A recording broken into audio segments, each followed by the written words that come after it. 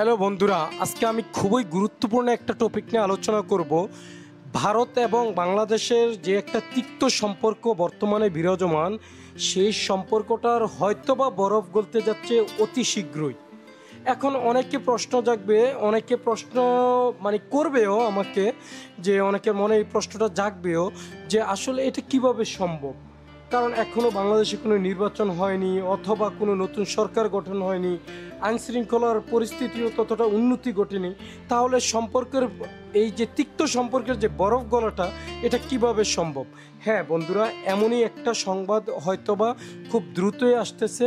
তার কারণ, প্রথম কারণটাই বলি যে এটা হচ্ছে ইউএস ভিত্তিক, অর্থাৎ ইউনাইটেড স্টেট অফ আমেরিকার যে একটা ট্যাক্স নীতি ওনারা প্রণয়ন করেছে, সেটার উপর ভিত্তি করেই বাংলাদেশ এবং ভারতের একটা সুসম্পর্ক বজায় থাকার সম্ভাবনা খুব দৃঢ় থেকে দৃঢ়তর হচ্ছে।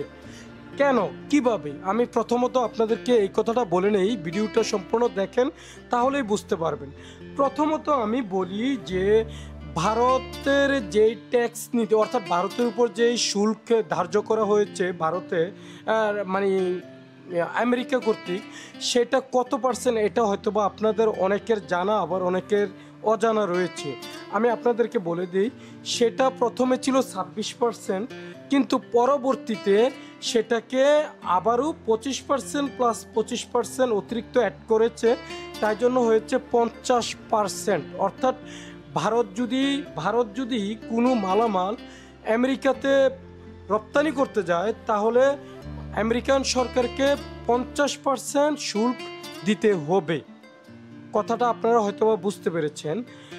এবং বাংলাদেশের সেটা কত পার্সেন্ট দেখেন, প্রথম ছিল 37%, সেটা কমে পরবর্তীতে যখন আলোচনা এবং কি ট্রাম্প প্রশাসনের সাথে বাংলাদেশ সরকারের বারবার আলোচনা হচ্ছিল, বৈঠক হচ্ছিল, তখনই কিন্তু এটা কমিয়ে 20%-এ এনে ধার্য করেছে। অর্থাৎ বাংলাদেশ থেকে যদি কোনো পণ্য আমেরিকান বাজারে ঢুকে, তাহলে 20% আমেরিকান গভর্নমেন্টকে ট্যাক্স দিতে হবে। এখন আপনারাই চিন্তা করে দেখেন, ভারতের যদি হয় 50%, অর্থাৎ 50%, সেখানে বাংলাদেশের মাত্র 20%। এখন বাংলাদেশ এবং ভারতের সম্পর্ক যে তিক্ত সম্পর্ক, এটার বরফ গলার অর্থটা আমি আপনাদেরকে বলে দেই, হয়তোবা অনেকে বুঝে গেছেন যে আসলে এটা কিভাবে ঘটবে। প্রথমত হচ্ছে ভারত চাইবে বাংলাদেশের মাধ্যমে আমেরিকাতে পণ্য রপ্তানি করতে, কারণ তাহলে কিন্তু এক্সট্রা 30% ট্যাক্স থেকে অব্যাহতি পাবে।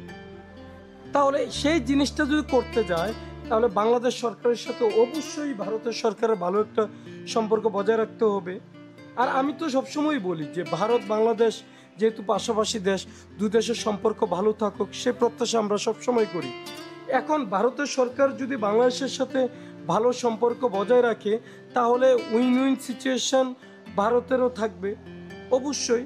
আর বাংলাদেশের সম্পর্ক কি থাকবে, এটা প্রশাসনিক অথবা রাষ্ট্রীয়ভাবে সিদ্ধান্ত হবে। কিন্তু এখানে যদি সম্পর্কটা ভালো করতে যায়, অবশ্যই বাংলাদেশের ভিসার যে ব্যাপারটা, আমি যেহেতু ভিসা নিয়ে বারবার কথা বলি, সে বিষয়টাও সহজ করতে হবে।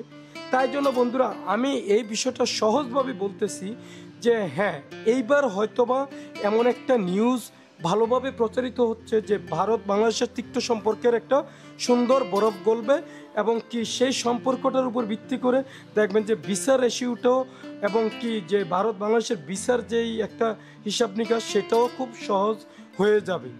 কারণ এই ট্যাক্স নীতির কারণে অনেক কিছুই ঘটে যেতে পারে। যাই হোক বন্ধুরা, আমি এই বিষয়টা আপনাদেরকে বোঝাতে চেয়েছিলাম, আপনারা হয়তো বুঝতে পেরেছেন। যারা আসলে ভিসার জন্য তীর্থের কাকের মতো অপেক্ষা করতেছেন, তারা হয়তো বা খুব সহজে বুঝতে পারছেন। ওকে বন্ধুরা, ভালো থাকবেন। পরবর্তীতে কথা হবে অন্য কোনো ভিডিওতে, অন্য কোনো বিষয় নিয়ে। আল্লাহ হাফেজ।